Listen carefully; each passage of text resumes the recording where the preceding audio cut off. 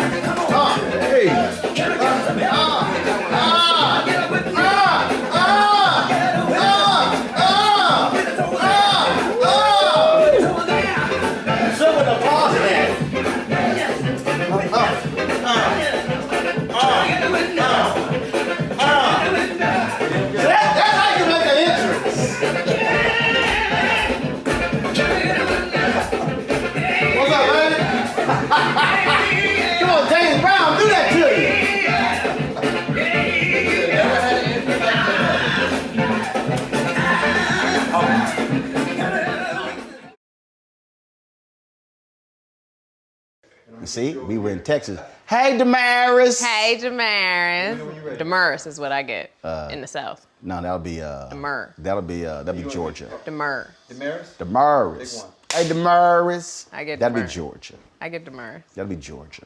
Yeah. And then Texas is like, hey, Damaris. Yes. How you doing, Damaris? Yes, it is. Then New That's Orleans. how the interview starts. Then you be in New Orleans. Baby. Sugar? Y'all ready? No, that's not New Orleans. That's not New Orleans. No, not New Orleans. Baby, how you doing now? You go one state over, they hit you with Mississippi. Sugar? Y'all ready? Yeah, go and count to 5. Go All ahead. right, here we go. All right, so only you, Me. when we open the door, and I'm in here. Okay, so soon we open the door, you doing your thing. That probably was the appropriate way, considering when we first met, it was on the dance floor Yes, at the Alvin Ailey we did. event in New York. Yes, we did. Yes. And you had on a purple suit. And it was me, you, Anthony Anderson, Yes. all night, dance Yes. floor. All night. Yes. All night. So that was the appropriate entrance of you coming in. Me in here listening to James Brown. Yes. And so you said you were knocking on the door. I knocked about 12 times, but know thy friends. So I didn't get mad because I knew that behind door number 1 there would be a man in a suit, very low to the ground. And so I knocked and I waited. Knocked again. Actually, I rang the bell, and I was like, yeah, we it's not didn't gonna hear. work. It's not gonna work. It's not Didn't gonna hear work. the bell. Then I was like, it's a portable speaker, which means it's gonna be near him, which means he's really not gonna hear it. And it was. And then I knocked and I waited patiently. And then I knocked again and then I waited patiently. But I didn't want to do the hard, I didn't want to do that. I didn't want to freak him out. And then what happened was I was like, yo, see if Damaris. Door opens. Yep. And then. And then we danced because. Oh yeah, you went right. That's what you got to do. I ain't mad at you. You got to get down. Right. And then you went low, and I went low. That's what we do. And see, the problem, what some people don't understand is, some people go low and they pause because they can't come right back up. No. It's a continuous. So it's that bounce. It's that, It's a continuous. It's a Right. continuous motion. We understand. I just try to tell these folk that they think. You can't tell them. You got to show them. Right. And so here's the funniest thing. So, because we met, so I first saw you. Okay. At Essence when you were on stage with Prince. Oh, wow. Okay. So Yeah. that's why I first saw you. Okay. In terms of when you were dancing. Yes. And I don't know, did you go to the House of Blues after? Mm-hmm. I was on stage. Okay, you understand, but we didn't meet. No. Because I was there. Yeah. And so when I came by, so Van Jones was around, the band's like, we're gonna take a seat. They had cleared out VIP. And so Google Mbatha Raw was sitting there. And then, so I didn't go on stage that night. Luke James was performing. We were upstairs, with Gugu. So she's sitting there. Prince comes in. I'm sitting right next to her, and he's like, I saw you dancing that down. And I was like, and he turns to Gugu. He's like, he can dance because we had a party at his house 3 years earlier. Sean Robinson calls me. So we had gone to this Diddy party. It couldn't even get in. It was crazy. Folks just pushing on the gate, couldn't get in. I was like, okay, we leaving. And so, she got it was traffic, she got an attitude, but she was like, I'm hungry. Okay, fine, we go to McDonald's. So, fine. She's like, look, I want to get something to eat. I'm ready to go. And I was like, okay, fine. So Sean texted me. She's like, yo, you want to come to a party? I was like, she's like, party at Prince's house. I was like, yeah. And so my wife's like, look, I'm hungry. We'll see. I was like, fuck that. We going to this damn party. Let's just be real clear. I was like, yeah, okay. Food here. I wasn't even GPS address. We going to the party. But the address is blank. No. It's invisible because it's P. Right. And I was like, I wasn't even. You just eat your food. We going to the party. We pull up. I'm like, we getting out. Yes. All right. Yes. So we go in, and it was like house. I'm like, when the hell we get to the door? It was like deep walk back. So go in, look to the left. like this big old open room. So I hear all the music to the right. So we walked to the right. So that was this like dance studio, okay, glass walls, and so then you had this lit floor. I see Sean hugging everything. So I'm black. You don't go in black people's house and you don't speak to the person whose house it is. That's just not how we roll, okay? It's like my nieces and nephews, they can't walk into any house that I'm in and then just go to a room and play games. No. You got to come greet, hug. I don't care how old you are. Yes. Because my grandmother was like that. Yes. You didn't walk into the house and not speak. Gratitude. So I was like, all right, you know, Sean went, she's like, I don't know where he at. So we looking. He over there playing drums to the DJ. Yes. Okay. So I was like, okay, so fine. DJ jamming. I was like, well, look, I'll speak to him later. I'm like, look, let's go dance. Because you know, there's music, I'm a dance. That's what so I'm grooving and stuff. And so walks on the speakers like, you're welcome in my house anytime. That's the thing about Prince. There's words, and then there's words with the body. And if you knew how to speak the body language, you were always welcome in his space. If you could dance, then we could go. And I literally, this is exactly how it went down. He walked me, I was like, appreciate it. I'll go back to dancing. I was like, look, we in the pocket. That's all I did. Right. I'm like, hey, okay, I'm gonna holler at you later. That's it. But the beat is going, like I'm in the middle of it. And so the funniest part, so later, so Liv was singing, Shelby J was singing. And so she was singing Misty Blue. He goes get this cape. He pushing me, go on up there. I'm like, man, they sing, I ain't going up there. But so we can't talk about it. Obviously he had signs everywhere, no texting or whatever. Right. So I'm like, I think the only tweet I sent out was like, I can't tell y'all where I'm at. But if y'all knew where I was at, y'all would be jealous. I didn't say anything. So like 6 months later, Sinbad tweets, yo, Roland, you left some skid marks on Prince's dance floor at the crib. I was like, well, shit, I guess we can now talk about it. And so he's like, man, he was like, you came to the house and were just dancing. I was like, look, bro, I said, it don't matter who house I go to. You gonna move. Because my philosophy has always been the same.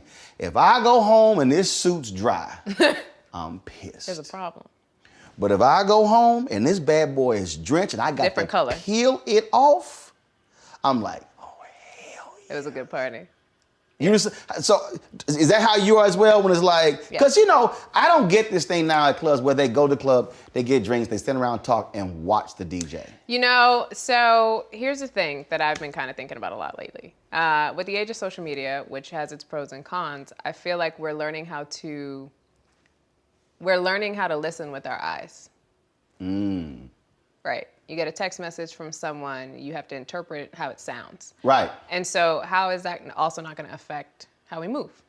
So many times you watch these videos of people dancing, but then you don't return the favor because you're trying to dance with your eyes, right? So you enjoy it, the dopamine hit comes, but your body is not prompted to move.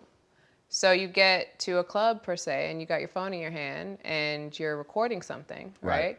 Your eyes are the ones in focus right now. It's not your body, right? So when we go to Prince parties or go to parties and we don't have our phone in our hand, we're free. Right. Your senses are free to do. It's the moment. What they do. You're present, right? And so I think that the issue that has arisen is that we're not being very present when it comes to the party. But when the music is there, right? The music is present. If you're present, it's the most magical combination. Listen, my crazy ass, I can dance with the phone.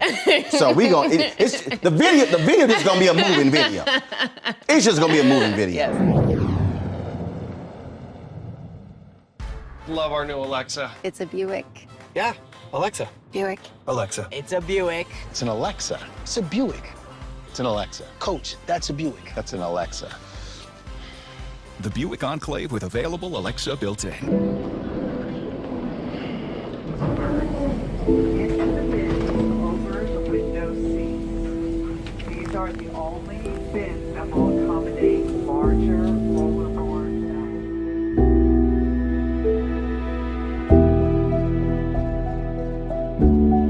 They put 10 in here? 10, and you don't come out till you die. And you eat him, you eat 10. Oh my God. So what?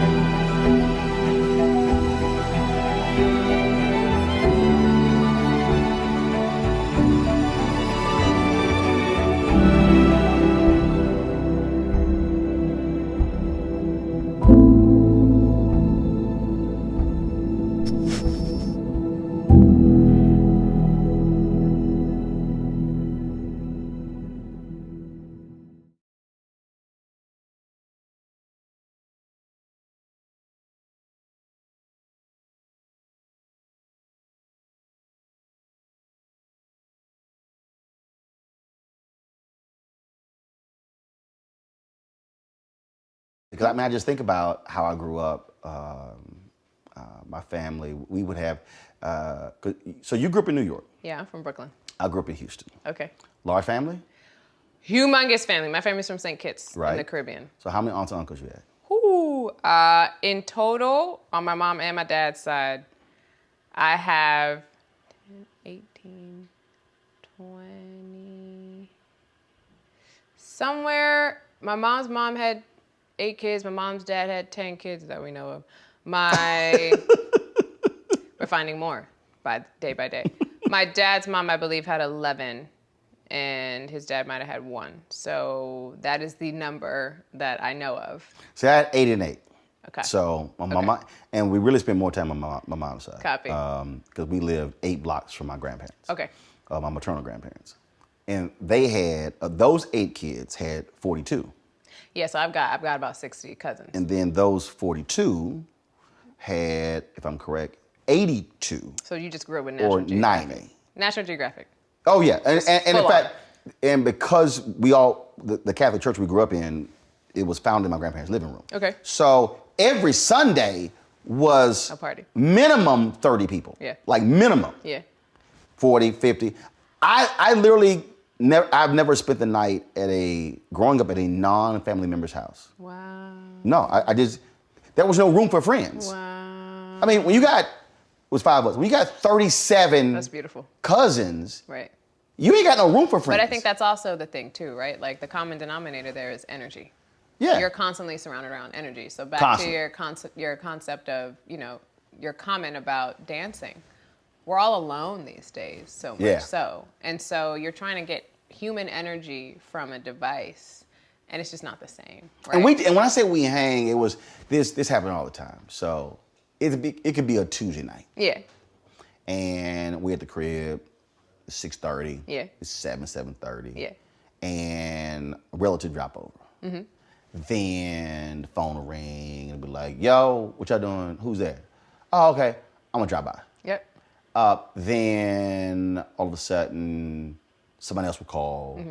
And then on Tuesday or Wednesday night, school night, it's 30, 40 people at the house. Yeah. So now my dad's in the kitchen. Now music is playing. Now food has been cooked. And all of a sudden, it has gone from, it's a get together. Yep. So that's why when I come to LA, I started doing I call them dinner parties, but they really get togethers. Okay. Ain't no advance notice. No?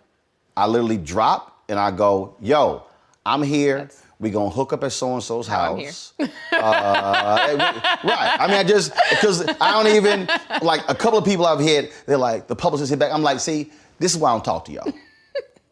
Because it's not organic, and that's the thing for me. So I grew up where it was organic. Yeah. And it was just, it just went from a call to a get together to a part, and now it's 1 a.m.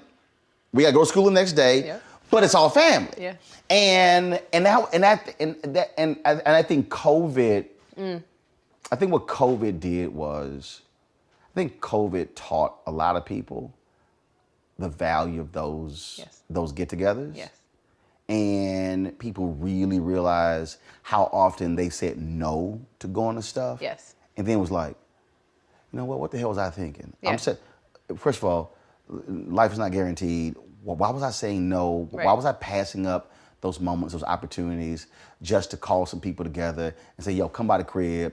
We're gonna break out some food. It's not formal. No, you don't need an invitation." That's like I said when I come here. It's just all text message. Well, that's I mean, I think, it's perfectionism in a nutshell, right? We want to make sure that we're not going to be disappointed before we even go, so we don't go. So you, on the other hand, are like, I know I'm going to make this party a party. Oh, straight up. I ain't even worried about it. Who's there? I'm not worried about it. So if you're not worried about disappointment, you can always have a good time. I ain't even worried about what we gonna eat. What you gonna wear? Because when I say, look, my grandmother had a catering business. Okay. So I started catering when I was 7. Okay. I stopped when I was 30. Okay. I can't tell you how many houses we went to. And it was like, all right. Yep. And because I can cook. Yep. Matter of fact, my frat brother and mine got married. We go to their house. His other brother was supposed to barbecue. Okay. We get there, ain't shit ready. That's a problem. So me and my brother was like, and it's about 50, 60 people in the house, and again, that's nothing for us. Okay. We were like, all right, we got all this chicken. We're gonna do a gumbo. We'll be back. We go to the grocery store. We get the stuff. It's hilarious. They are sitting here opening wedding gifts. Like we in the kitchen, they were like, man, they ain't got this, they ain't got that. I'm walking in, pass me that item right there. Like they literally opening wedding gifts. And we walking in, pass me that. Yeah. Cause we in here straight up Yep. did a gumbo, cause like, man, y'all taking too long. Yep. So just taking over the kitchen. I used to always, we had Black Journalists Convention, I always brought, remember you had the cases of CDs? Yes. I always rolled with 3 of those, 100. So we always had 300 CDs. What color marker did you use to name the Oh, CDs? no. What do you mean name it? What do you mean? No, these were the actual artists. I bought music. No, this wasn't like I was ripping. Oh, these are your CDs. No, this was my CDs. You didn't make these CDs. No, I didn't make the CDs. I copy. So it was so we I'm would. from Brooklyn. Okay. No. Get it how you live. Right. No. I bought music. In fact, people hit me up one. So apparently Prince tweeted something, and I said, "Oh no, I don't do streaming. I buy music. If I want to hear that artist, I don't want to hear who sounds like." I'm the same. And he responded, and people hit me up, Roland, Prince tweeted you back. Yeah, he was great on Twitter. And I was like, what are y'all talking about? They're like, no. He tweeted you back. I was like, because I wasn't even checking. And I was like, oh, all right, cool. But that was my thing. I just, so I would roll to the convention with I always had the music. So people, every time something had, they like, yeah, we need to get, I was like, pfft. Okay, what's the last I got song? music. What's the last song you played? Oh, it was the James Brown song we just listened to. What song was it? What song was it? Which one of the JB songs was it? I don't know, it was one of them. I played a song called After Ventus by Enya. Okay. Yeah, that's No. That's the last song I No, played. I'm wrong. The last song played before we started was Maxwell's Ascension. It was. And it was Shout out to Max. It was the remix Yes. of the Janet Jackson beat. Yes. Which I did not know. Now, first, I'm a huge Maxwell fan. Yes. Did not know it existed until Maxwell did an interview with D Nice. Jimmy Jam came on the IG Live. Shout out to D-Nice. And D Nice was telling when Jimmy Jam turned him on to that remix. Okay. I send Jimmy Jam a text. What remix are you talking about? Jimmy Jam sends me the Apple Music link to the remix. It was immediately downloaded. It's a vibe. And I've been banging it ever since. It's a vibe. Yeah. Oh, it's just it's the whole. And the crazy thing is, it's 6 versions of the same song. Yeah. I played somebody like, you on repeat? I'm like, no, same thing. I said, but it's just gonna play. It's gonna play. It's a Because I am a crazy music fan. Were you like that growing up? Absolutely. I've been dancing since I was 7. Right. So growing Well, up. officially. Because you probably were dancing at 1, I 2. was. Like, But I started, when I was 7, I started West African dance and I started ballet. And then by the time I was 12, I was a part of Dance Africa, which is a festival that happens every year at BAM in Brooklyn Academy of Music. So I got really fortunate to have the classical music that was in ballet, but the drums are what I grew up on. So I grew up literally I grew up on the drums. That was my life. The djembe, the dundun, depending on which country we were studying or who came, that was every day for me. Every Saturday, we were in class in Bed-Stuy at Restoration. And so a lot of my life has been built on drums. Just pure 2 hands on a drum. So I wasn't allowed to listen to all the music that I loved to listen to growing up, so I actually had to hear most of the R&B that I loved at the Boys and Girls Club. Ah. So I'd go to the Boys and Girls Club. The parents like, nah, you ain't listen to that? In the house, no. Oh, so I go to Boys and Girls Club. You on and the then side. She likes it my way. So I would get my Right. fill of that, Right. and my Jagged Edge, and Right. everything at the Boys and Girls Club. But then I go home, and at home would be like Kenny G and Enya. Oh, like- my Lord. Like it's a real eclectic. Woo! It's a real eclectic situation. and I over like here. Enya, but I'm not trying to meditate all day. See, okay, so here's the thing with me. Okay, so you're gonna learn this very quickly. I am wellness is my thing. Nature, Right. nature is my. I feel you. Everything I do is nature based. So my music, like 90% of the music I listen to these days is new age music. Okay. See, I can't see. Like a strong 90%. Wow. See, I am. I'm a little different in that you have no idea what mood I'm in. Like when we were in the car one day, and I think I probably played 7 different genres. Yeah. And Jack was like, "Okay, what I'm the is same. what is going on in your head?" I'm like, "Look, I don't. So I'll do that." But then other times I'll go through this thing where I will listen to the same song 125 times in a row. I'm the same. And but I hate it when my dad did it. Okay. My dad would buy when Sexual Healing came out. Okay. Oh my God, me and my sister were washing dishes, and we were like, if he played that song one more damn time, like if he played that song, we're gonna break that damn record. It was like, it was on forever. So you talk about records, it was like, it was like, I'm sick. And so now I'll do that, and I went 3 months and I only listened to Frankie Beverly Maze live in Los Angeles. Okay. That's it. And it was just crazy. So it's just weird. And so I'll drop the gospel, R&B, soca, Caribbean. I'll go. Yeah, I'll go salsa. So for me, it depends. Like, right. So mambos, I do mambo, I do samba. I'm West Indian, so the soca is running through my blood. So Right. though I do mainly, if I'm going to listen to music, it is new age. But for the most part, every single day there is. So if I work out, I'm either working out to soca. I'm working out to Janet. That kind of switches up depending on what the workout calls for. But when it comes to, I don't know, I love discovering old music. Oh, but like music I've never heard of before. So have you ever gone down a rabbit hole like? Almost every day. No, I'm talking about like it's like 1 o'clock in the morning, Yes. and like you hear a song, and all of a sudden, so I have this thing called. And again, I make it clear, I ain't no DJ. I just love music. Okay. I have this thing called Club Brown Liquor. So I'm relax for this one. No. yeah, so Club Brown Liquor. Okay. Now, I don't drink. I've never drank. But it's brown liquor music. Brown liquor music is hole in the wall, Southern blues, Southern R&B. So I guess I should start brown rum music for the soca that I listen to. Okay. That's gonna be our club. Okay. We're coming for you, D Nice. So, and a lot of times D Nice will hop on, he would like rolling. So I would go, as they say, I would go deep into the crates. Okay. And same thing. And because Southern blues, Southern R&B, that's a different thing because it's fusing Zydeco, second line, R&B. It's just different. And it's so I'm sitting here. So one night I'm Googling something, and I come across the top 100 Southern R&B songs, and I'm like, yo. Now, so I got some, and I'm like, yo. I'm sitting here. I was there for 4 hours.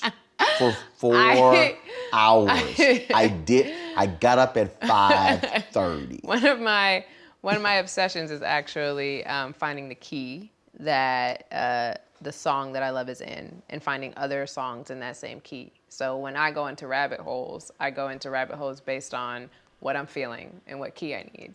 And I will literally just go for hours figuring out if it's an F, if it's an F sharp, if it's a B major. And I would literally just sit in B major land for forever.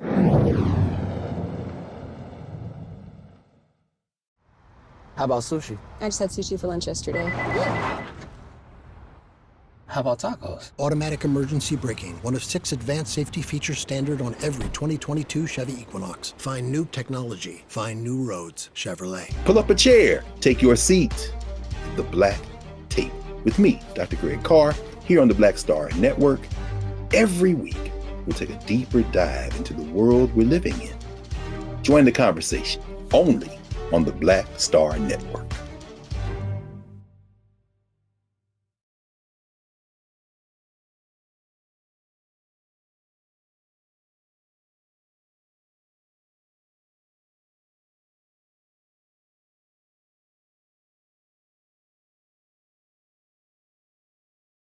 There was a video on Instagram. This sister, she was whining. Okay.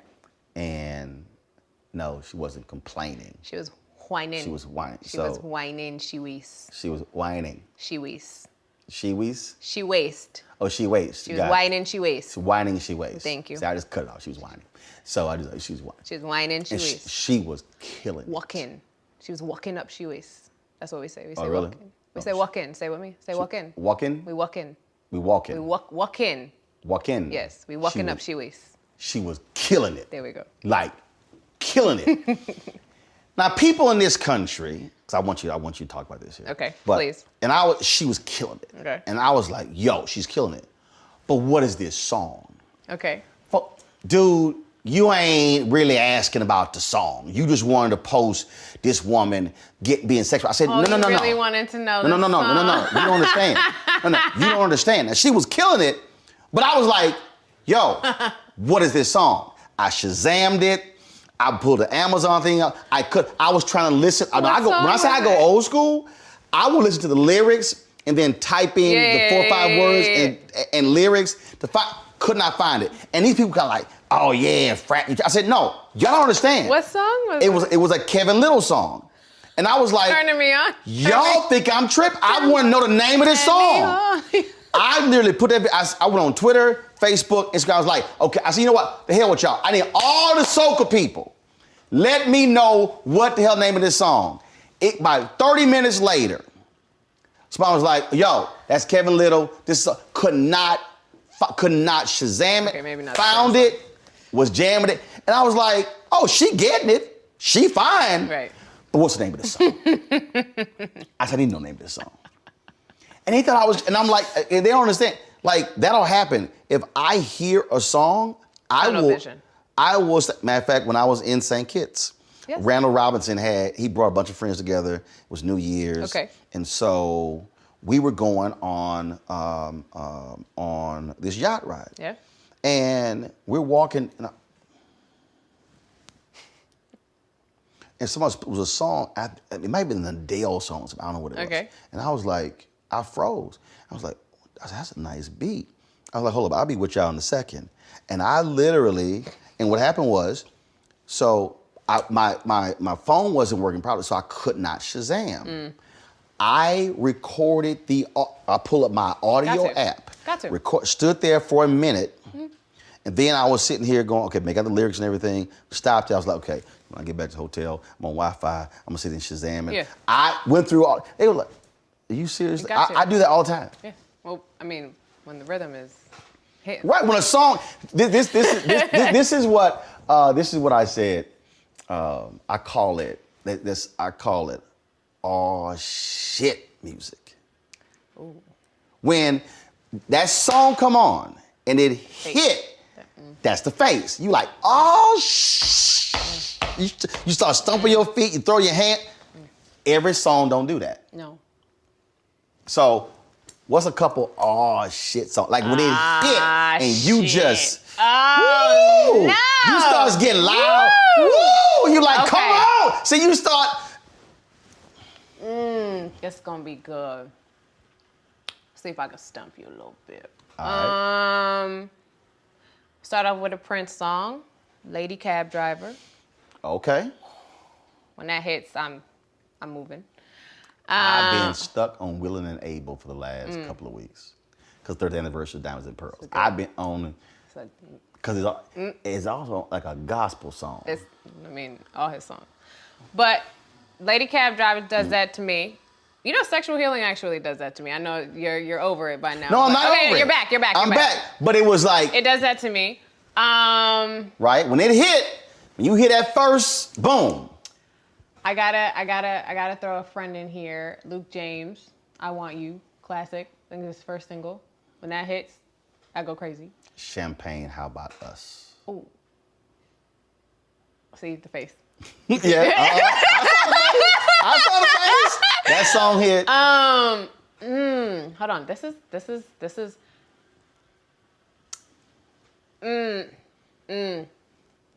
You're Not My Girl. New Edition. Okay. Lady Marmalade. Okay. That's an all shit song. Okay. That is an all shit song. Those first chords. Juan Luis Guerra has a song called Bachata Rosa. Okay. All right. That song gets me. I do bachata. Otis Clay. Precious, Precious. Okay. It's a 13-minute song, and the keyboard, Charles Rogers, has a 6.5-minute solo that would make Billy Preston say, "Oh shit!" Play that funky music. Always gets me. Okay. Just the first hit it. SOS band, take your time. Do it right. Especially the last 2.5 minutes. Let's do it. Let's do it. Hey, let's do it right. Ha! Come on, baby. Hey. Let's do it. Hey. If it takes all night. Ah. It just. Okay. Frankie Beverly Mays, Feel the Feeling. Shaka Khan. Why is it leaving? I Feel For You. I'm Every Woman. I live you. I love you. Is that the name of the song? I love you. I live you. I love you still? No? I Feel For You. No. Okay. I live you. I love. Okay, we're going to find out. Oh man. Yes. That's a oh shit. Yeah. That's a Easy. Love Okay. and Happiness. yeah. Easy. Yeah. By Al Green. Okay. This is I'm trying there's so many new age songs that I'm trying to skip over because you're really not gonna know. No, go ahead. Cause when I'm gonna go look. I'm gonna listen to so them. there's a song called Spirit by a friend named Peter Cater. Okay. That song will do it. For You to Love, Luther Vandross. See? Cause you know what it is? It's the snap. I did a musical breakdown on IG one night. Okay. I played it, and Lisa Fisher, who adores me, she came on, and so she was commenting on the IG live about the song and how it was created, and how so here I am breaking it down like, oh, y'all listen to this part, listen to this part, listen to this right here, listen to this, and she was like, he's not lying, and it was just, and I said, what makes that song? So I was just breaking the whole song down, and it was that song there. There's It's the middle of the night. Prince song called Moonbeam Levels that got released a couple years ago. Say it again. Moonbeam Levels. I do have it. Now, That's it. I'll tell you one that'll get it. Okay. And when I heard it, I was There's like, a lead up. yo, Okay. that song there. And because of what he's describing. The eyes are closed, by the way. This is also a you caliber don't of oh shit. Ooh, it's about that walk. Ass like a 5-cut diamond, mounted on 2 legs of stone. Damn! When I heard, It's supposed to be oh shit. when Not I supposed to be damn. no, that made that when I damn is me visualizing her. Copy, it's copy, an all copy, copy, shit copy, song, copy, but it's copy. visualized because I've seen. I'm like, she should be walking to. It's about that walk. Okay. No, it's that song. Okay. And the crazy thing, that was one of the songs that they released that was from the vault that he never wanted to release. I know. And I was like, I said, when George Lopez said, he said, man, I hate that you never got a chance. He said, I wish Prince knew about your crazy love of music. He said, I would have loved to see the two of y'all talk about that. And what's crazy, Van Jones said, he said, oh, you would have swore y'all were tight. He said, man, he talked about you all the time. Hey, I said, dude, no. I said, I passed only cross twice. Yeah. Van's my godfather, by the way. Oh, okay. No, okay. So I want to hit you with a good one. Yeah, give me a good one. For some reason, Make It Last Forever. Oh, hell yeah. That. No, but the one on that album, that is a shit song. It's a right and a wrong with it. Cause it's the beat. That was the first. Okay, maybe not been the first, but that was like the first of that era that had this deep, hard bass line to a slow jam. Okay. When that sucker just dropped, Hit you. People, oh shit, the OG, Keith Sweat. Brick House. Yeah. Always. Yeah. Brick House. I call That'll myself do a it. brick house. Brick House would do it. Out of all the eras, I said, I do believe the 70s is the golden era because nothing sounds alike. No. That's the thing for me. I really hate a lot of music today because you're like, okay, the DJ changed the song? Because I swear I didn't heard the same artist for the last 45 minutes. That to me, that's why when it comes to music and dance, to me, I need to be distinct. Yeah. I can't stand if stuff sounds all the same. It drives me crazy. Well, I mean, it's again, I go back to my words comment, but it's storytelling, right? And Yep. so in the 70s, it was storytelling. They were telling stories. Whereas now, I don't know that that we're sharing our. I say this a lot about my generation, right? Sometimes I don't know that we realize that we're actually reaping the benefits of the work that has been done before us, right? And so I think that the common denominator with a lot of older music is that there was more pain in it. So as you continue on with these generations who are reaping the benefits of the past generation's pain, you're not necessarily getting music that has the same level of pain in it and it's depth deep. and weight. Right. B.B. King, when B.B. King died, I interviewed a lot of Which isn't a bad thing. Right. But I think that we connect But a you lot got to feel that thing. with music. Right. I mean, you got to feel it. Right. When B.B. King died, I interviewed Lionel Richie, and he said, Lionel, you can't write the blues from the back of a limousine. I was like, dang. But it's true. You got to feel it. Right. It's there's something about the different eras and what was happening outside, Yep. right? There you go. The external.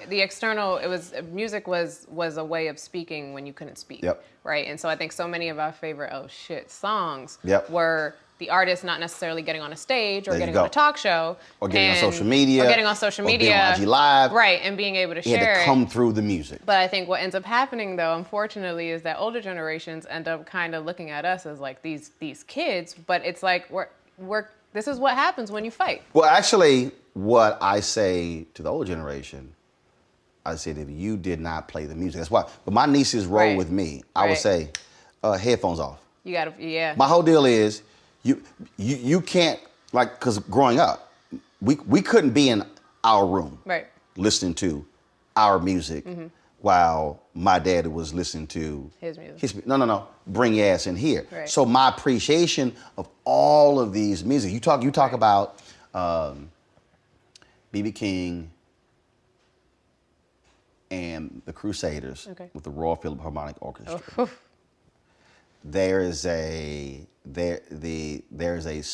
It's the orchestra song. And so because I play in the band, Right. because I played cornet, elementary school, bass, baritone, horn, that song is so amazing. Right. And it's just the timpanis, the strings. It's just this amazing song on this blues album, and it's actually my favorite song. Right. Crusaders is great.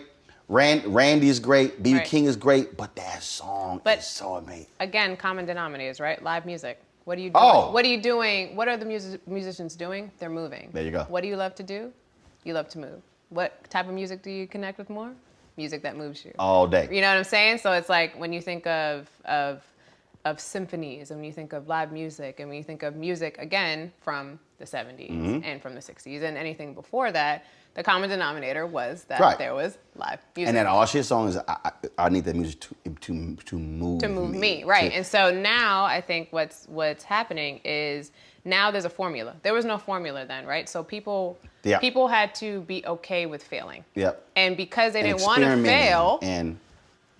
fail, everything was great. Yep. Right?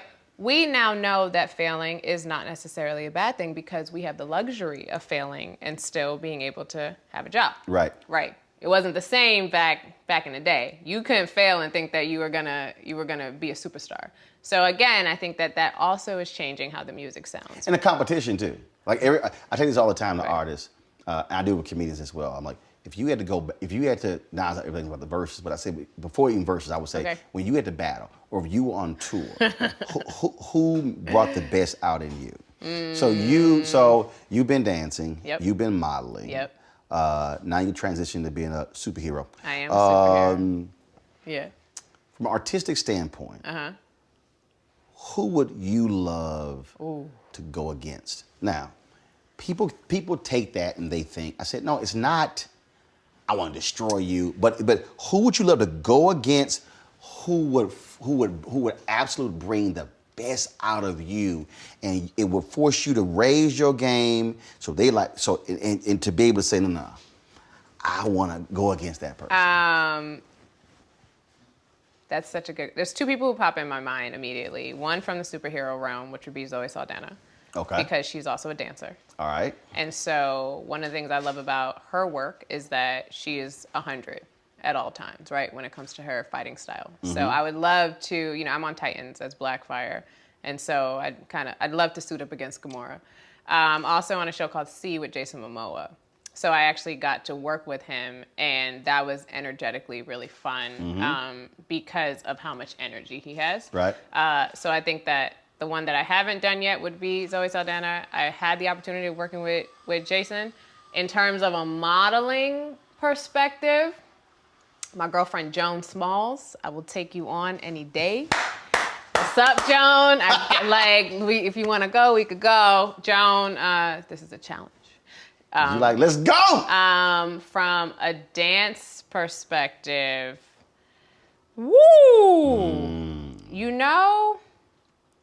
from a dance perspective. Male or female?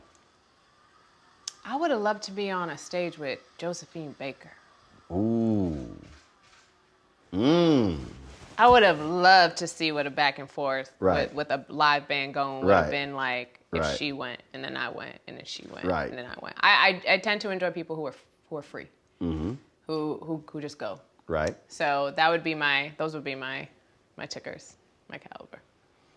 How would you define sexy? Water. How do I define sexy? Sexy to me is the exact same feeling as running water. And that is? Ever flowing. Water always finds a way to get through. And so when you know that you're sexy, there are no questions about it. It is an ever-flowing emotion. It is an ever-flowing feeling. When you question it, though, you stop the water. See, I also think most people will define sexy physically. Yes. No, that's not. That's, again, the sound of water, excuse me. The sound of water. Sexy for me, I struggle with this a lot, mainly because I've been told what sexy should look like, what it should feel like. As a model who did Sports Illustrated, you're told that this is what sells sexy, but then you travel the world and what's sexy to one person is not sexy to another person. I'm more of a mindfuck kind of person. How can you stimulate the brain? To me, that's sexy. That's what I'm saying. See, that's the thing is, the reason I ask the question is because you have folks, oh my God, models, supermodels, fascination. Yes. And I've met a lot of models. And I've met a lot of models that aren't sexy to me. Yes. Somebody's like, what are you talking about? But look at her. I'm like, but she's not. Because there are some who are, and it's the twinkle in the eye, it's the smile, or it's how they move, or it's how they think. Right. And that's the thing I think for a lot of people who, when they see some folks together, they're trying to figure out how that happened. Right. Without realizing you don't understand energy and how folks connect. Right. And I think it's a brilliant point in 2021 when we're being told what sexy is and how it looks. Again, for me, I love neuroplasticity, but at the same time, I get down to James Brown. I love my Enya, but at the same time, I love my Jagged Edge, right? So for me, where I've always struggled with sexy is not for myself, but other people trying to put me in a box. There you go. So they don't understand the girl who reads books about the brain and how to heal yourself and how to heal your body, but at the same time, it's gonna turn up. It's gonna be on her, Meg Thee Stallion. So I think that once sexy is surrender. You have to surrender to what you love, and you have to trust that what you love loves you back. So I think it's also some call it arrogance, but it is also supreme confidence.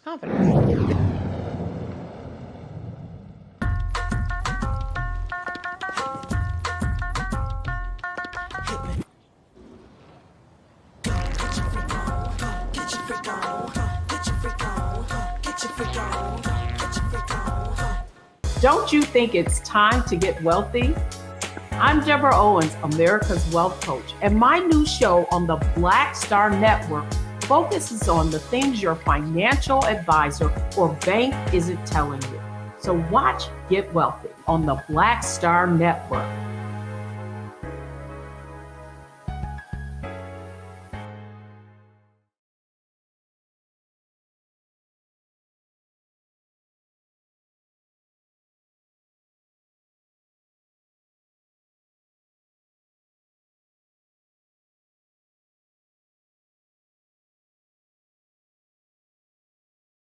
I was joking actually I wasn't joking.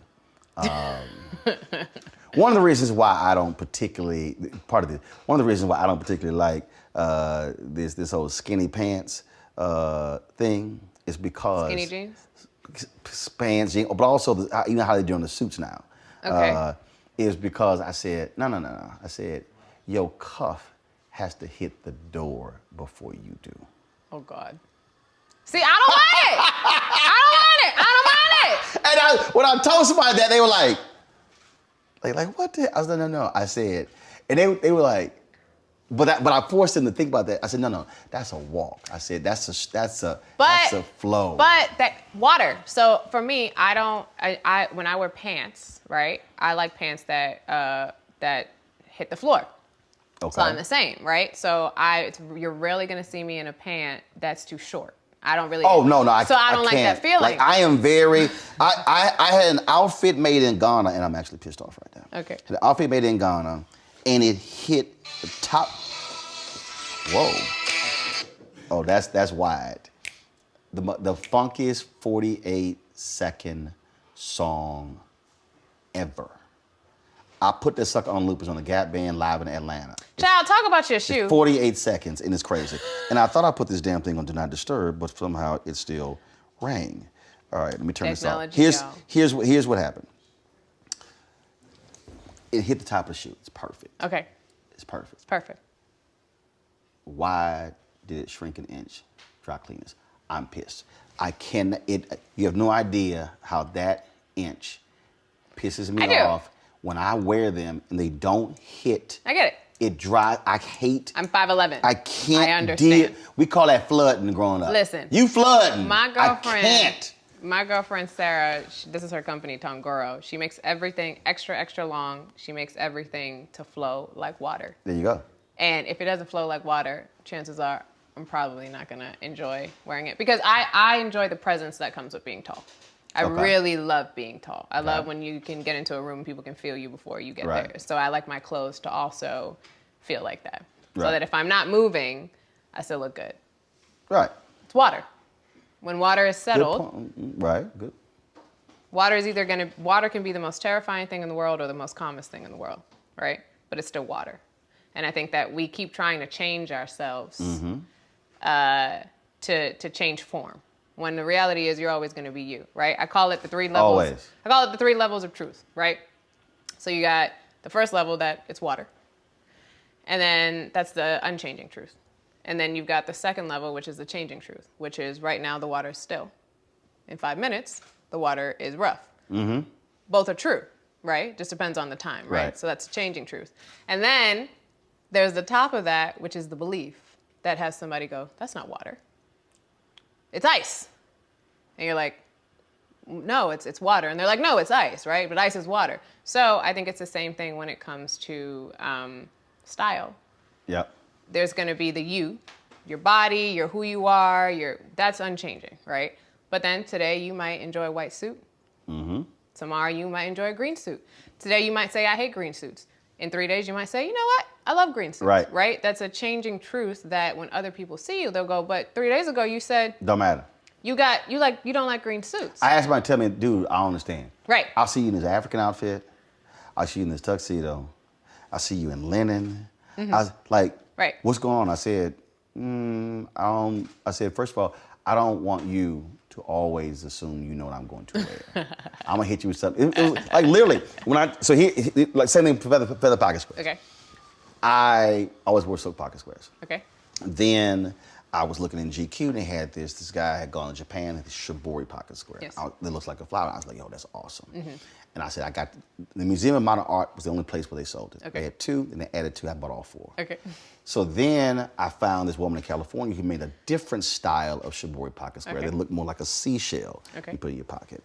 Or you could have it hanging out, and I would have it where it would sort of be hanging Mm-hmm. out. So it's sort of like an art piece. So I'm telling everybody I know who travels to Japan, I'm like, yo, y'all see these pocket squares? You gotta get it. I'm at an event. This woman tells me, I got a friend who's an executive assistant in Japan. She says, I'll ask her. Okay, fine. A year later, she goes, what happened? I said, what do you mean? She said, oh, my executive assistant emailed you. She found pocket squares. I was like, what are you talking about? She said, no, read the email. So she sends me an email. She tells me, she says, I found the company. They have 47. She says, how many you want? I said, 47. I said, I'm sorry. What? They have 47 different colors. Rolling one's all 47. And in fact, I reached out to them. I said, hey, are y'all selling this in the U.S.? And they said, we're about to sign an exclusive deal. Okay. You can acquire 900 right now to sell. And I said, give me 900. Oh my goodness. I literally bought 900. I bought 900. It's like Prince in his shoes. And It's like Prince in his shoes. I bought 900, and I sold them on my website. Yeah. So Steve Harvey and I going back and forth on pocket squares. Okay. So we go to Essence, and I'm at an event, St. Jude, and this dude has this, he has this, it was on a stick like this. Okay. And it was green and yellow and purple. Okay. And I'll go, it's in the pocket, and I go, where'd you get that? He said, oh, they sell, because it was a Mardi Gras thing. And I was like, and now my mind is going, I said, shit, my sister can make those. Oh, good. My sister's a designer. She's an artist. She's a designer. Okay. And I went. She made that. Yeah. And I'm sitting there going, I could pimp the shit out of that feather pocket square. So I hit her up. I was like, yo, I need you to make me a sample of 10 feather pocket squares. Okay. I said, different ones. So she sends them back to me. Some are too long, they're too big. Others, I like change this, shorten the stick. I said, come back. She sends me about 30, all different feathers. And so I'm getting dressed for Essence. Okay. And I've got all my linen thing laid out, and I take a pic, and I've got the shoes out, the socks out, the ascots out, everything out. And I said, Steve Harvey, I got something for your ass when we get to New Orleans. And I'm talking about it on Tom Joyner Morning Show. I'm talking about it, and people are like, what the hell's going on? I said, I'm about to hit your ass with something you have never seen. When there's a clap, it is severe. Yes. And so when he was like, he thought I just stuffed some feathers in. I was like, oh, hell no. He's like, your ass actually come here with them feather damn. He said, that's some next day shit. He said, I could give it to you. And what happened was, I go to the White House. Okay. White House Christmas party. Got to ask. Obama's like, really? Now, you already got the ascot, but the feathers. Now, while he's talking, while he's sitting here trying to cap on me, Michelle over here going, wow. And I said, See, I don't dress for you. This. He was over here. I said, this is why I'm rocking the feather pocket square.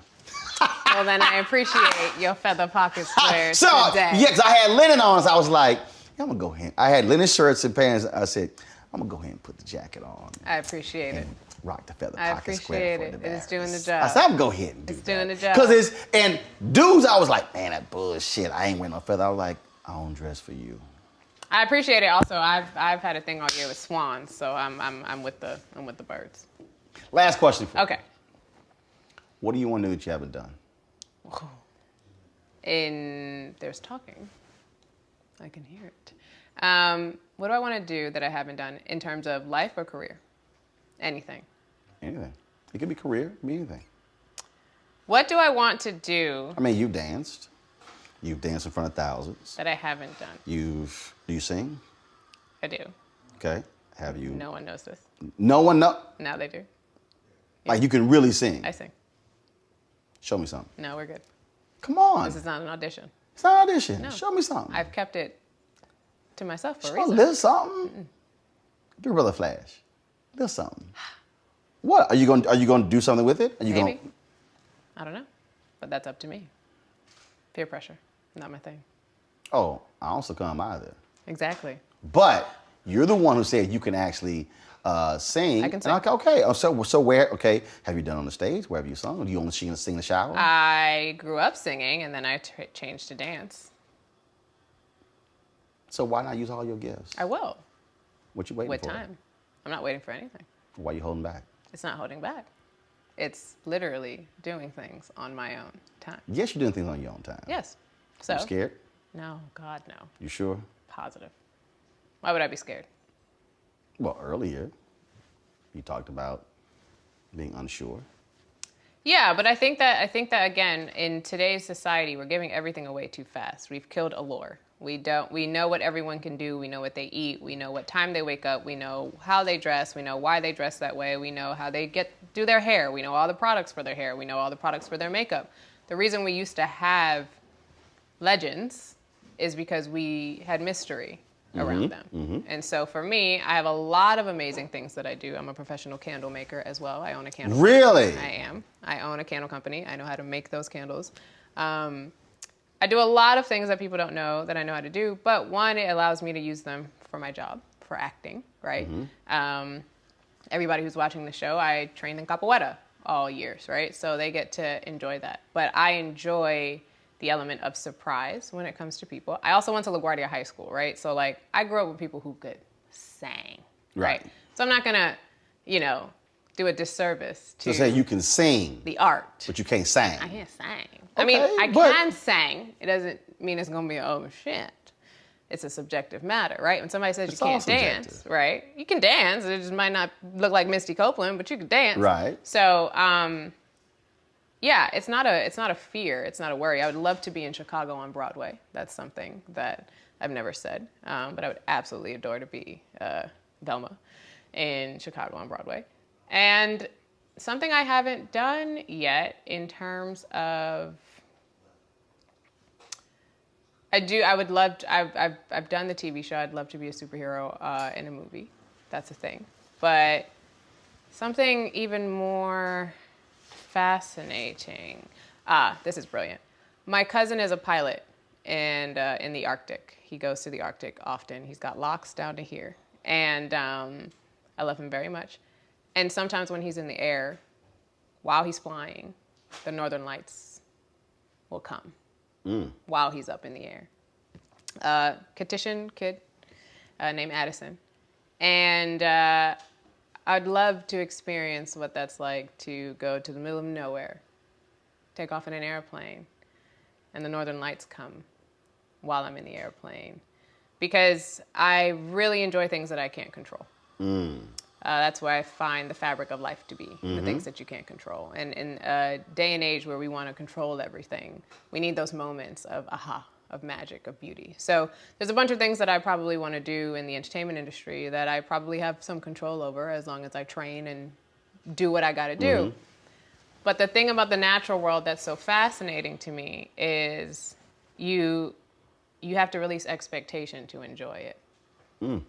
And so if I go up in the plane thinking that the Northern Lights are going to come and then They don't. now I'm disappointed. Right. Versus Because enjoying whatever the ride was. Whatever the ride is. So in terms of anything that I haven't necessarily done yet, it would probably be something in nature. But that's something that I really know that once it happens, it will be magical. But there's so many lessons in the unexpected, right? I didn't know you were going to be dancing when I pulled up. And if I got mad at the door because you were wasting my time or something like that, right? It's an expectation that when I knock on the door, somebody's going to answer. Right. But if you release that expectation, now I can have fun. Now I'm outside laughing, and now I'm having a good time. Exactly. So something that I haven't done yet, I think there's so many things that I haven't done, but there's also so many things that I haven't thought about that I haven't done that I want to do. Those are the things that I want to do. The things I have no idea are coming. Do you intimidate men? Yes. And Absolutely. Why do you think they're intimidated? Why do I think they're intimidated? Probably size is probably one of them. This is a question. This is a question. Not all men. I have heard that I'm very intimidating. I find that one of the most intimidating things that I get often is my generosity. Yeah, I don't really go by what society tells me I should be doing when it comes to relationships or love languages and all the other kind of stuff. And so when you live in a society where it is expectation-wise, especially so much that gets put on the men, I'm a very whimsical person, and I enjoy reciprocity. I don't think that I'm supposed to just wait for the guy to do everything for me. On their time, on their schedule. It doesn't mean I'm going to be proposing to anybody, but I find that the common denominator is it is very hard to believe that I am being truthful when I am generous, when there is no other motive involved except literally the act of generosity. In an age in society where we're skeptical about everything, why would she just be giving me a gift? I didn't do anything. Well, it's Tuesday. Just like you said, you wake up. Where's all your energy from? You wake up. And you just decided on that day, I want to give you a gift. And this is what I do. So I find that, it's sad. Like, why is she giving me this candle? Right. I felt like it. Right. Why? And for me, it's making. I make candles for people. Right. So that's what I'm saying. But it's just, right. I decided to give you this. So I've kind of chucked the idea of you must earn to deserve. And I do think that that's something that's a really big fabric of our community and of our culture in America. That's something that I just have completely detached from. You should be able to receive flowers just because it's Tuesday. Oh my God. You have no idea. You have no idea. First of all, I have for years. I've written on this. I've talked about it. I despise Valentine's Day. Yeah. And here's why. I tell people, I said, how about if I send you flowers on March 14th? Right. Or October 14th? That's how I am. And folks go, I said, no, I said, it's what you actually do year round. Yeah. It's what you do if you decide to say, so versus, oh, hey, it's Valentine's, here's a spa gift card. I don't care. As opposed to you come home and candles are lit. Yeah. Candles by Damaris. Gorudo. Gorudo. Oh, that's the name? Yeah. Okay, spell it. It means gold. It's just Gorudo. All right, where can we get them? They're all custom. So so if you said that you had a specific scent that you love and a color candle that you love, we'd go find the vase and we'd go create them, and they're all clean and they're all natural. Oh. But I taught myself how to make my favorite candles. Guess and I share. Guess you'll be getting a text. I share. So again, versus again, spa, you come home, candles, right. Kama Sutra oil, massage. Right. It's your point, gift, reciprocity. Reciprocity. And I think, again, right, one of the things that I learned from nature, I love to study animals a lot. And the common denominator with most animals that I find is they don't let themselves be uncomfortable for long. They play, right? And they learn how to train they learn how to fight based off of playing, right? You learn about the people around you when you play. That's how you really learn about, that's where trust is built. Right. So for me, there's also a bit of trust in it that says, if you receive this gift from me, you're trusting me with your play, you're trusting me with that part of you, but I don't subscribe to, and my friends all know this about me, but I do not subscribe to what I'm supposed to be doing. Oh no, I absolutely understand that. Trust me. What are you doing? Because I feel like it. I don't subscribe to what I'm supposed to be doing. I do poetry. I have a wellness website. I do a lot of different things, but I believe that you should try so many different things until you figure out what's the thing that you truly, truly love. But when it comes to other people, I believe that listening to other people is big. I'm not going to give somebody a candle if they don't like candles. There you go. I'm not going to give you flowers if you hate flowers. And most people don't. They go, "How'd you know that?" Because you told me. You were talking. Right. Or you were talking, and I heard you. Right. And I filed it away. Right. And so that to me is one of the most beautiful parts of being alive. Right. During COVID, we didn't really get the opportunity to do those things in person. Yep. So we figured out how to do them digitally, right? We adjusted to doing them digitally. But if you're attached to the in-person, one of my favorite quotes is, attachment is the root of all suffering. So when you detach from... Which also means that you don't know how to be alone. Right. And also learning to enjoy yourself. Right. And your point about and nature and being. Yes. Versus, I've got to have people, I've got to be talking, I've got to be, be doing something. Right. No, how about just be? But you have to, I believe that, like, you know, it's no one's fault. You have to have more examples of people who talk about this stuff, right? You have to have more conversations about the joys of being and the joys you have to experience it. You gotta, of being by yourself and Japanese onsens and taking baths alone. And I think that once we make feeling good a fun activity and not a chore, clean your room, eat your greens, right? Versus, like, this is what happens when your room is clean. This is what it feels like, right? Once the feeling is attached to it first, then we can get to the hard stuff. And that's how I feel when it comes to men, when it comes to dating, when it comes to friendships, relationships, anything in that particular realm. I recently talked to my trainer about this. There's an idea of abandonment that has to come with it, right? You gotta surrender to the fact that maybe you absolutely love sushi and your partner doesn't like sushi, right? And that's fine. And that's fine, right? But there's a surrender that needs to happen. And I find that a lot of times what we do is we shame people. What? And say, I'm good with it. You like that? You've never had sushi? It's like me and golf. Right. I love golf. And that's great. And let me be real clear, I'm playing golf. Right. When I go on vacation, you're gonna play golf. I'm playing golf. Right. And if I don't, I'm not going to be happy. Right. So I find that intimidation comes with me based on your attachment, and there's nothing I can control with that, and there's nothing I can do about that. I take the flattery. Yes, I am 5'11". I'm a very tall woman, and I love my height. I'm probably gonna be like 6'2" today in these heels. But I have a quote that I say all the time that I started saying after Prince died, and I say, "No legend ever fit in."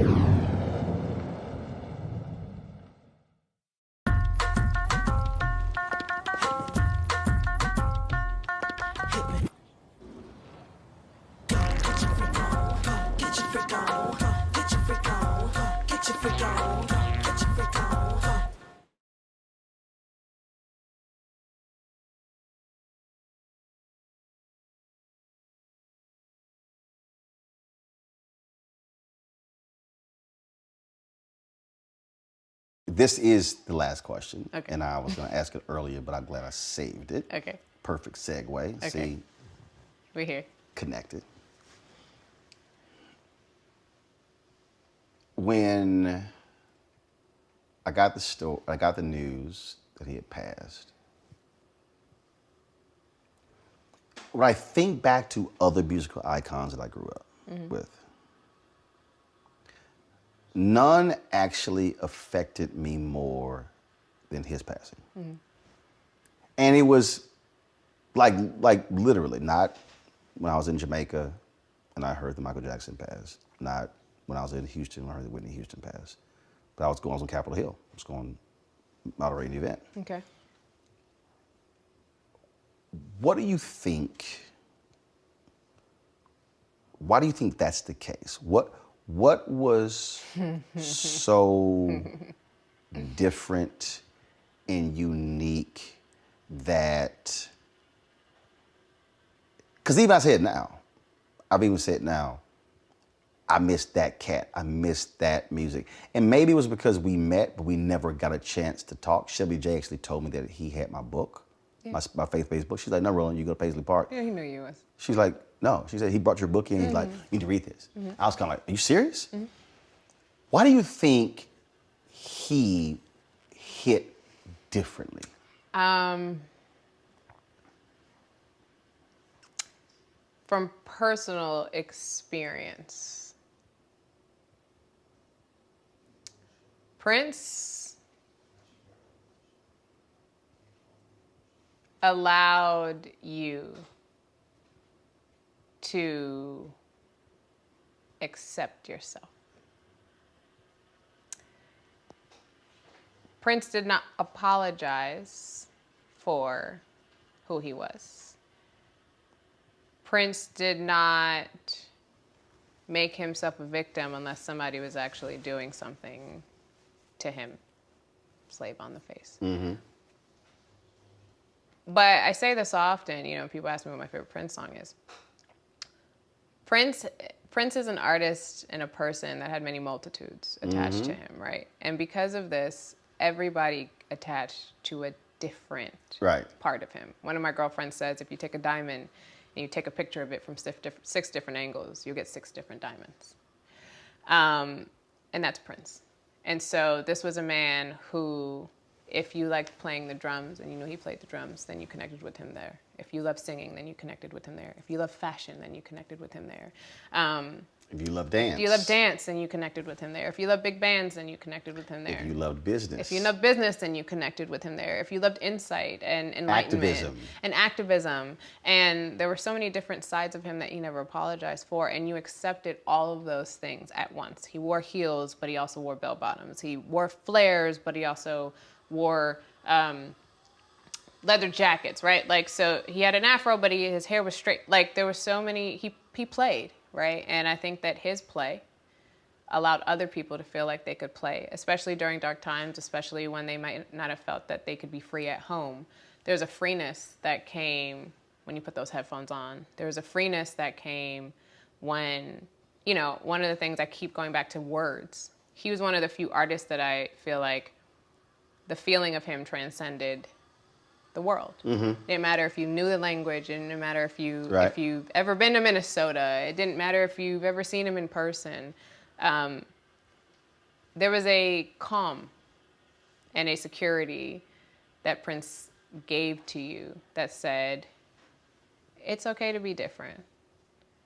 Being different is what got me here. And in a world full of different people, I think the people who truly connected with him saw what hard work, what training, but what love did to a person. And I think we all connect on this love frequency, this love vibration.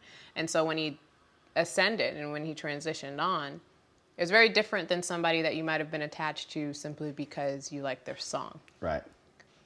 There was a love attachment to this man that was universal. And when the love attachment goes away, right, it's a very, very, very visceral and physical reaction. So for me, his presence is always going to be here. But he really allowed me to be free. As a model, I had a lot of boxes that I had to get in every single day, right? But then he'd go, okay, well, we're going to get a platform. We're going to put you on stage. You're going to study all of these James Brown videos. You're going to see what the dancers were doing. But if you saw Essence Fest, he really let me just go. And you did. He let me go. I've got the video. He let me be free. Sometimes it was whack and I never did it again.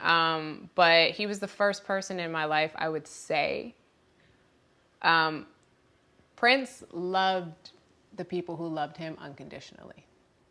Unconditional love is not something most of us know, unfortunately. You mess up and you get in trouble, or you or you stay in trouble, or it stays with you for the rest of your life, or that friend doesn't talk to you ever again. But there was such unconditional love in his music that you could play it over and over and over again and still feel like he loved you every single time, no matter when he met you. So I think it's also that void that so many of us had of unconditional love, that when we hear his music, we connected unconditionally. And once you're a Prince fan, you're a Prince fan forever. So it also created this family of unconditional love that we made the color purple unconditional when it came to Prince, right? He created a fabric of life that was unconditional, that he wasn't attached to because he didn't know most of the people who were his fans. So I think that he gave us unconditional love, and then we were tasked with taking that and putting it back out into the world. And God, I've learned so much since he's transitioned on. I'm pretty sure if you can watch interviews from 5 years ago that are not the same. But it truly showed me that shoulds aren't for me, that I should do whatever I want, as long as there's gratitude, as long as there's kindness, as long as there's reciprocity, as long as it feels good, you should do it. So he is my friend for life. I wouldn't be sitting here probably if it wasn't for him. So I give him all the gratitude in the world. But that's my guy. That's it. That's all. Damaris Lewis, good to chat. Thank you very much. That was great. Yay! How about sushi? I just had sushi for lunch yesterday. How about tacos? Automatic emergency braking, one of 6 advanced safety features standard on every 2022 Chevy Equinox. Find new technology. Find new roads. Chevrolet. It's time to be smart. Roland Martin's doing this every day. Oh, no punches! Thank you, Roland Martin, for always giving voice to the issues. Look for Roland Martin in the whirlwind, to quote Marcus Garvey again. The video looks phenomenal, so I'm really excited to see it on my big screen. Support this man, Black Media. He makes sure that our stories are told. See, there's a difference between Black Star Network and Black-owned media and something like CNN. I got to defer to the brilliance of Dr. Carr and to the brilliance of the Black Star Network. I am rolling with Roland all the way. Honored to be on a show that you own. A black man owns the show. Folks, Black Star Network is here. I'm real revolutionary right now. Roland was amazing on there. Stay black. I love y'all. I can't commend you enough about this platform that you've created for us to be able to share who we are, what we're doing in the world, and the impact that we're having. Let's be smart. Bring your eyeballs home. You can't be Black-owned media and be scared. You dig?